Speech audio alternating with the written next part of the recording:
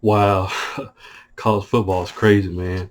USC just lost to Utah the second time this season, and got the stats for the game, guys. They beat them bad, guys. 47-24. I mean, the first, I think the first possession Utah got, man. When I saw how the O line was pushing USC's defensive line, I was like, wow, these guys are very, very physical. I knew this, coming to this season. I knew Utah was pretty good defensively, and they did a pretty good job against this USC team, and I'm gonna read off the stats for the game. Uh, I thought this was gonna be a back and forth game, which it was, but Utah just came along in the second half and just took over.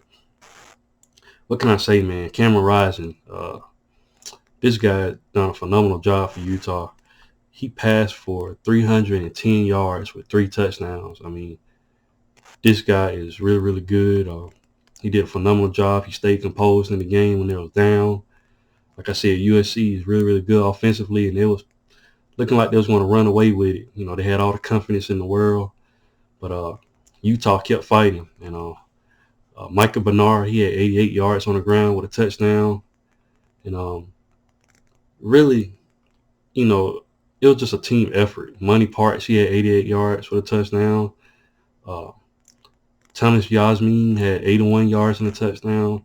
Jalen Dixon had a good day, 55 yards and a touchdown. It just Utah passed for three passing touchdowns, and they had three total rushing touchdowns. Like I said, Jaquindon Jackson, he had 105 yards on the ground with 2 touchdowns. Like I said, he had a great day running the ball. If I'm not mistaken, I think that's number two. If I'm not mistaken, I think he's the one that fumbled that ball. Couldn't hang on to it at first, but he had a great day. I could be wrong about that, though, but you know, if Utah didn't have the turnovers, they might have would have scored more points in this game. They was able to move the ball effectively. Sometimes USC was able to stop them, but I knew this was going to be a game. I knew this was going to be going back and forth. But like I said, Utah just completely took over in the second half. Gabe Reed, he had a great day, guys. He had 5 total tackles, but he had 3 tackles for loss. Just kept getting back there, man. I mean, really, really good job. Like I said, uh, O'Toole, he had 1.5 tackle for loss. Um, like I said, Gabe Reed had 2 sacks. He just had a monster game for Utah. Like I said, that Utah defense definitely stepped up. In my opinion, got the best defense in the Pac-12, and definitely helped them with their high-scoring offense that they have as well. I mean, they completely uh, beat Southern Cal. I mean, beat the brakes off of them. I mean, I hate to say it, but they out-physicaled them, and a lot of USC players were going down. Like I said, just a physical game that Utah played. They took it to USC. You got to give them credit. Southern Cal, even though, early in the game, Caleb Williams hurt his hand, he was bleeding or something like that. But it seemed like he was able to pass the ball, but, some of his passes was kind of off and everything like that. And he had, something was wrong with his leg, like he was hobbled a lot. He was just injured. He was banged up. And it's unfortunate for this USC team, team number 4 in the country. All they had to do was just win this game. They would have been in the playoffs, but they playoffs hopes are, I'm pretty sure, over with now. Getting blown out by Utah. Played a close game the first time, but getting blown out the second time. So you hate to see that if you're a USC fan. Like I said, he had 41 attempts with 28 completions with one interception, but he had a good day passing the ball, guys. He threw for 363 yards, and he had 3 touchdowns. So he did his job. It just Utah came on strong in the end. Austin Jones, Utah did a phenomenal job of shutting down Austin Jones. He only had 35 yards on the ground. Caleb Williams had 21 when he scrambled, but USC didn't have Travis Dye out there. It would have been interesting to see what Travis Dye would have been able to do against this Utah defense, but Utah completely shut the run game down. And I'm gonna read the total stats at the end, total yardage and whatnot. But Taj Washington, he had a great day. He had 93 yards and a touchdown. Jordan Addison had 65 yards. Mario Williams had 51 yards and a touchdown. Malik Brown, he had a touchdown. like I said, USC had, star players out there. Just, ever since Caleb Williams was injured, it kind of made a difference in the game. And he couldn't get the ball out to his playmakers. They got some beasts over there. Like I said, Washington, Addison, and Williams, uh, three good wide receivers, but and then just couldn't do anything about it. Like I said, defensively, it seemed like at times, Utah had some blown coverages as well.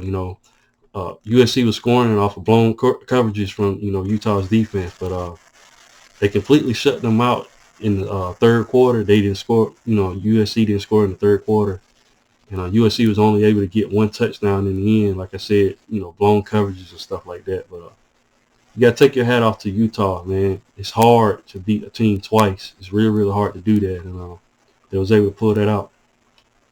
Team stat-wise, USC was able to get 487 total yards of offense. Like I said, they got 363 through the air, but only had 56 on the ground. Like I said, Utah completely shut down the run game. Utah, on the other hand, had 562 yards of offense. They had 310 passing, and they had 223 on the ground. That's the difference, guys. I mean, if you're able to stop the run, but able to run yourself, that's a difference in the game. The average play for Utah was 7.72. The average play per game for Southern Cal was 6.1. So, like I said, phenomenal job by Utah. Utah's averaging 6.3 yards per rush, and USC was only able to get 2.0. So, like I said, Utah stunned USC, stopped the run game, was able to get to Caleb Williams, and like I said, he was hurt in this game. Would have been interesting to see what happened if he wasn't hurt, but Utah pulled out the victory and causing a shakeup in the college football playoff. At this position, I expect, maybe Ohio State to move up, in there. I don't know what's going to happen. TCU plays tomorrow against Kansas State. Things can happen, and it might be a situation where my Tide get back in there. I don't know, but crazy things have happened, and but USC losing tonight the way they did, it's definitely going to open up a spot. And like I said, Ohio State fans are probably happy about this, so it's going to be interesting to see what the college football playoff do. Like I said, got some big games this Saturday, but that's why I love the sport, man. Anything can happen in the sport, and it's just entertaining, man. I just love it. But what do you guys think? Leave your thoughts in the comment section. And once again, guys, if you haven't, please like, share, subscribe to the channel. And I'll definitely be back with more college football content. Thanks, guys, and roll Tide.